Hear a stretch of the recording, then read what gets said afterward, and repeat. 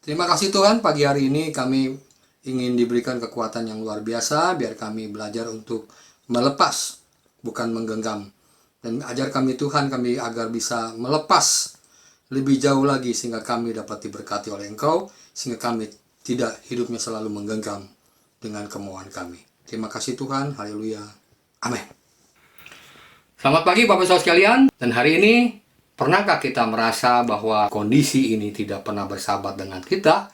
Ada dua hal yang menyebabkan kita punya jawaban, atau kelihatannya suatu kenyataan yang tidak pernah kita bantah. Yang pertama adalah, kalau keadaan ini tidak pernah seperti apa yang kita harapkan, maka timbul kecemasan. Emosi kita tidak pernah bisa melihat kenyataan. Yang kedua, akibat emosi kita tidak melihat kenyataan yang terus-menerus, akibatnya kita menjadi gelisah.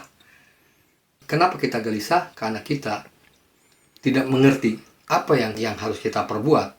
Karena beberapa hal menyebabkan kita tidak bisa menjawab masalah ini. Dan akibatnya, ada dua hal yang menyebabkan kita cemas dan gelisah. Pertama adalah antara harapan tidak sama dengan kenyataan. Berapa banyak rencana kita tidak sesuai dengan kenyataan. Berapa banyak harapan kita akan menjadi kenyataan, tapi kenyataan itu tidak pernah sama dengan harapan. Yang kedua, yang lebih parah lagi, kita mungkin punya harapannya lebih besar daripada kenyataan. Sehingga kita seolah-olah kenyataan itu pasti terjadi dengan harapan kita yang begitu membumbung tinggi. Akibatnya, Bapak Saudara sekalian, dua hal juga. Pertama, dalam pikiran kita terjadi kekacauan. Dan yang kedua, jiwa kita nggak stabil. Artinya emosi kita tidak pernah pas dengan keadaan. Mengapa kita bisa mengalami seperti itu? Karena di dalam hidup kita selalu dikejar oleh apa yang kita mau. Sehingga hidup kita selalu, istilah saya namanya, menggenggam. Kalau saudara menggenggam sesuatu, pasti apa yang kita genggam tidak pernah akan melepaskan apa genggaman kita. Tapi pertanyaan lanjutnya, yang digenggam itu kira-kira merasa nyaman tidak? Itulah menyebabkan kita selalu ketakutan, kecemasan, atau tidak bisa memprediksi keadaan hidup kita. Saya mengajak bagaimana kita bisa melepaskan hal seperti itu. Mari kita buka di dalam Ayub pasal yang ke-1 ayat yang ke-21 mengatakan demikian. Dengan telanjang aku keluar dari kandungan ibuku. Dengan telanjang juga aku kembali ke dalamnya. Tuhan yang memberi, Tuhan yang mengambil. Terpujilah nama Tuhan. Nah, Bapak Saudara sekalian, Ayub mengatakan demikian kepada kita supaya kita tidak menggenggam apa yang kita dapat. Ayub mengatakan kepada kita, semua itu adalah milik Tuhan. Semua itu Tuhan yang siapkan. Kenapa kita selalu punya ekspektasi atau harapan lebih tinggi daripada apa yang difirmankan? Nah, sinkronisasi ini akan terjadi.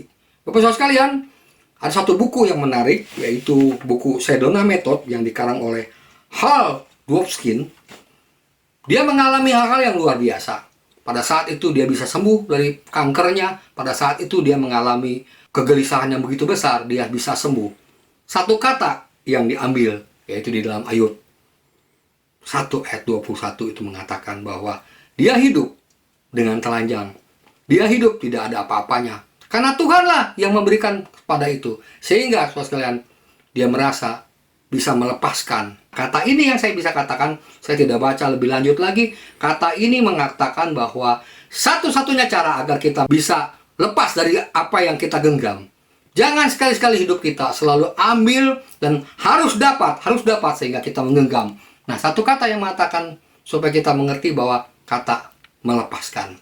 Berani nggak Bapak Saudara sekalian melepaskan segala apa yang Bapak Ibu miliki sekarang?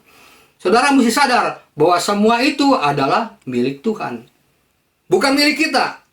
Tuhan memberi kepada kita dan Tuhan juga siap mengambil. Oleh sebab itu bagaimana supaya kita bisa sembuh, bisa sehat, bisa mendapatkan hal semua di dalam dunia ini? Tuhanlah yang memberi, dan buku ini mengatakan bersedia melepas. bukan menggenggam.